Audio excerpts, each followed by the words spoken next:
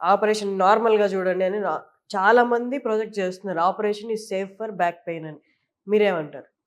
మనకి ఇప్పుడు 30 ఏళ్ళు దాటిన తర్వాత నొప్పులు వస్తాయి కదా, బ్యాక్ పెయిన్స్. వాటికి ఉన్న సర్జరీస్ 2. ఒకటి డిస్క్ తీసేయడం, ఇంకొకటి బోన్స్ ఒకదాని మీద ఒకటి స్లిప్ అయితే లిస్థెసిస్ అంటాం, దానికి స్క్రూస్ రాడ్స్ వేసి బిగిస్తారు. ఈ 2 తప్ప బ్యాక్ పెయిన్స్కి వేరే సర్జరీస్ ఏమీ లేవు. ఇప్పుడు కొత్తగా వచ్చి ఎండోస్కోపిక్ డిస్కెక్టమీ అని ఒక చిన్న హోల్లోంచి చేసేది అదే, మళ్ళీ లోపలికి వెళ్ళి ఆ బోన్స్ని బ్రేక్ చేసి ఆ డిస్క్ని పీకడం.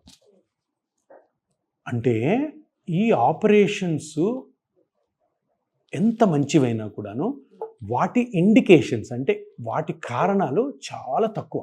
అంటే 100 మందికి బ్యాక్ పెయిన్ వచ్చిందనుకోండి, ఆ 100 మంది కూడాను ఒక సర్జన్ దగ్గరికి వెళ్తే ఆ ఆపరేషన్ చేసే డాక్టరు సర్జరీ చెయ్యగల ఇండికేషన్స్ ఈ 100 మందిలో 5 మందికే ఉంటాయి.